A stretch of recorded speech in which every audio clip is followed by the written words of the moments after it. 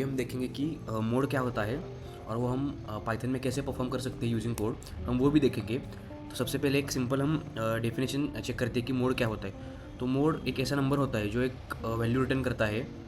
मतलब कि पाइथन में मोड एक फंक्शन है जो कि हमको एक वैल्यू रिटर्न करेगा। तो वो ऐसी वैल्यू होगी जो सबसे ज़्यादा रिपीट हो गई होगी। ओके, तो सबसे पहले हम एग्जांपल देखेंगे कि सपोज़ हमारे पास एक नंबर है, मतलब कि नंबर्स का अरे है। तो उसके अंदर सपोज़ 10 वैल्यूज़ है और उन 10 वैल्यूज़ के बीच एक वैल्यू है, सपोज़ 7 है, वो 3 बार आई है उस अरे के अंदर। तो जो बाकी नंबर्स है उनका ऑकरेंस उस 7 से कम है, तो इसकी वजह से हमको 7 आंसर रिटर्न में आएगा। ओके, तो वह हमें भी देखेंगे कोड के थ्रू। तो उसके लिए हमको दो लाइब्रेरीज लगेंगी, जो है numpy। तो सबसे पहले हम उसको इंपोर्ट करेंगे np, और एक है जो हम इंपोर्ट करेंगे वो होगी scipy.stats।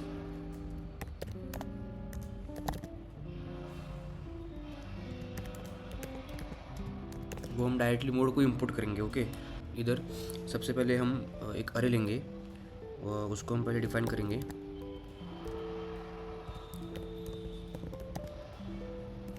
और इसके अंदर हम अरे पास करेंगे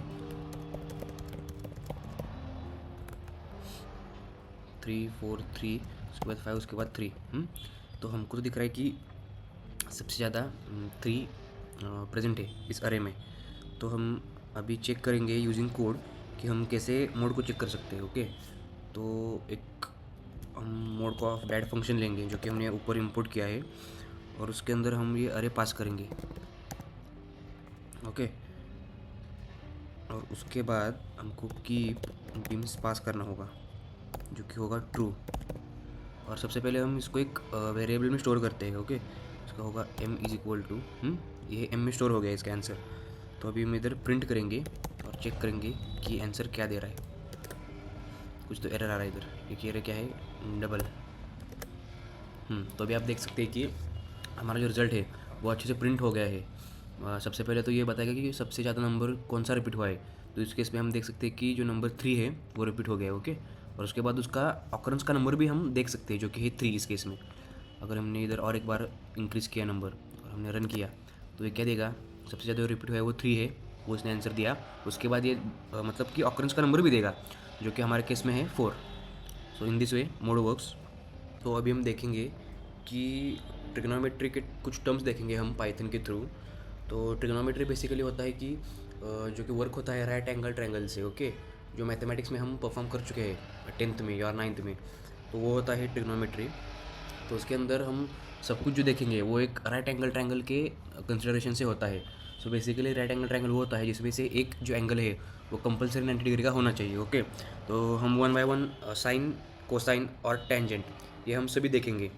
तो उसके लिए सिंपल है, सबसे पहले हम इसको इंपोर्ट करेंगे मैथ को, और उसके बाद सिर्फ हम math.py करेंगे तो हमको पाई की जो वैल्यू है वो मिल सकती है जो कि है 3.14। ओके, सो नेक्स्ट हम देखेंगे कि साइन, कॉस और टेन। सो बेसिकली साइन 30, इसका आंसर जो है वो आएगा 4.9, जो कि गूगल पे भी अवेलेबल है, आप देख सकते हैं। लेकिन अगर हमको कोड के थ्रू वो आंसर चाहिए तो हमको सिर्फ थोड़े से ऑपरेशंस करने पड़ेंगे, जो कि है पाई को डिवाइड करना पड़ेगा कुछ नंबर से, इंटीजर से, जो कि एक एंगल डिफाइन करेगा। ओके, तो हम 1 बाय 1 देखेंगे। तो सबसे पहले हमको साइन का कैलकुलेशन देखना है। ओके, तो साइन, कॉस, टेन हमको तीनों मिलता है numpy लाइब्रेरी में, जो कि हमने ऊपर इंपोर्ट किया है, और उसको हमने एक वेरिएबल में स्टोर किया है जो कि है np। सो np.sin, ये तो क्लियर है। इसके अंदर हम कुछ तो एंगल पास करेंगे, सपोज ये 30 डिग्री है। लेकिन पाइथन में एक ऐसा प्रॉब्लम है कि हम डायरेक्टली जो एंगल है वो नहीं पास कर सकते हैं, क्योंकि इसको एक क्या बोलते हैं, रेडियन का नंबर चाहिए, जो कि उसके लिए हम यूज़ करेंगे। सबसे पहले हम पाई की वैल्यू यूज़ करेंगे np.py, और उसको हम डिवाइड करेंगे 6 से। अगर हमने इसको इधर डिवाइड किया तो हमको आंसर मिलेगा 0.49, जो कि हमारा जो आंसर है पूरा वो है 0.5। ओके, सो सबसे पहले हम देखेंगे कि हमने क्या किया इधर। सबसे पहले तो हमने एक फंक्शन लिया साइन का, उसके अंदर हमने दो वैल्यूज पास की जो कि है एक पाई की, और उसको डिवाइड किया 6 से। अगर हमने पाई को मतलब 3.14 को डिवाइड किया 6 से तो हमारा आंसर आएगा 30। ओके, तो इस वे में हमको साइन 30 का आंसर मिल गया है। नेक्स्ट हम देखेंगे कि साइन 60 का आंसर क्या होता है।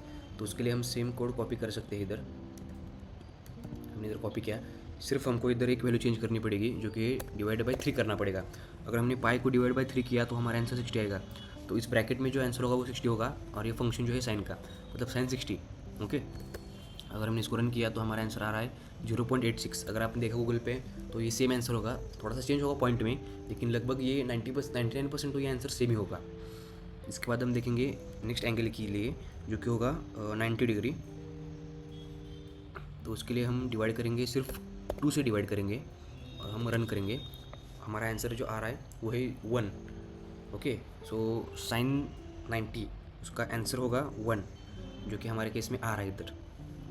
तो अभी हम देखेंगे लिए कॉस के लिए। तो इधर हम कॉस लिखेंगे तो उसका भी फॉर्मूला सेम होगा, लेकिन सिर्फ हम ये फंक्शन जो है वो साइन का कन्वर्ट करेंगे कॉस में। ओके, और इधर हम डिवाइड बाई 6 किया तो ये होगा कि कॉस 30 इसका आंसर आएगा। मतलब ये कॉस, इसके अंदर पाए मतलब 3/14 डिवाइड बाई 6, इसका आंसर 30 आएगा। मतलब कि हमारा इस पूरे एक्सप्रेशन का आंसर होगा कॉस इन ब्रैकेट 30। और अगर हमने इसको रन किया तो ये बराबर आंसर दे रहा है जो कि है 0.86। अभी हम देखेंगे नेक्स्ट एंगल के लिए। तो सेम कोड हम कॉपी करेंगे, इधर हम cos function as it is रखेंगे, उसके बाद सिर्फ हम एंगल चेंज करेंगे और उसको डिवाइड करेंगे 4 से। मतलब कि पाई डिवाइडेड बाई 4 उसका आंसर आएगा 45। मतलब हम पूरा क्या कैलकुलेट कर रहे हैं, कॉस 45 का आंसर हमको चाहिए जो कि होता है 0.70। तो अभी हम चेक करेंगे कि आंसर हमारा बराबर आ रहा है या नहीं। So you can see 0.70 answer आ रहा है। तो अभी हम देखेंगे tan के लिए, इधर लिखेंगे tan। ओके, तो फॉर्मूला भी सेम रहेगा, सिर्फ फंक्शन चेंज करेंगे। विदाउट कैलकुलेशन हम ये सब कर रहे हैं, क्योंकि नंपाई हमको एक फंक्शंस की लिस्ट प्रोवाइड करता है जो कि है साइन कॉस tan। ओके, सो इसकी वजह से हम इजीली कैलकुलेट कर सकते हैं। अंदर भी सेम रहेगा। डिवाइड बाई 6 मतलब हमारा एंगल का आंसर आएगा 30। तो अगर हमने इसको डिवाइड किया तो 0.57 आ रहा है आंसर। तो अभी हम देखेंगे कि tan का 45 एंगल होगा तो आंसर क्या आएगा। तो हम सेम कोड कॉपी करेंगे, इधर हम फंक्शन चेंज करेंगे tan का, और उसके अंदर सिर्फ हम एंगल चेंज करेंगे। अगर हमने 4 से डिवाइड किया तो ये कंसिडर करेगा कि एंगल 45 डिग्री है। ओके, तो अगर हमने इसको रन किया तो आंसर हमारा 1 आना चाहिए या 0.9 आना चाहिए।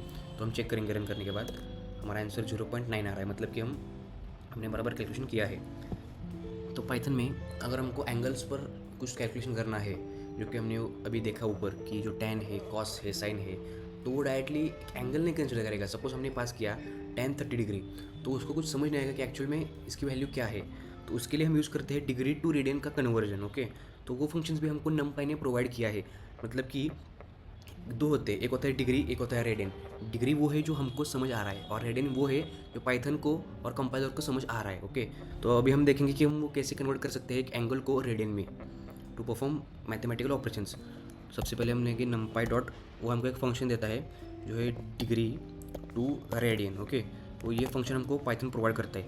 इसके अंदर हम सिंपल सिर्फ एक एंगल पास करेंगे, ओके, जो है 45। तो इधर आप देख सकते हैं कि इसका आंसर आ रहा है 0.78। ओके, सपोज हमने और एक नंबर लिया, हम सेम कोड कॉपी करेंगे। सपोज हमको 30 डिग्री का आंसर चाहिए रेडियन में। डिग्री का क्या है 30 है, रेडियन का क्या है अभी हम इस कोड से पता लगाएंगे। तो आप देख सकते हैं कि इसका आंसर बराबर आ रहा है 0.52। मतलब कि हमने क्या किया, एक एंगल को मतलब जो कि डिग्री में है उसको हमने रेडियन में कन्वर्ट किया। क्यों? क्योंकि रेडियन ऐसा होता है कि जो सिर्फ मशीन को समझ आता है। ओके, उसको डिग्री वगैरह कुछ नहीं समझ आता। So in this way we have completed all the topics. हमने ये भी देखा कि हम डिग्री को कैसे कन्वर्ट कर सकते हैं रेडियन में। Okay, thank you.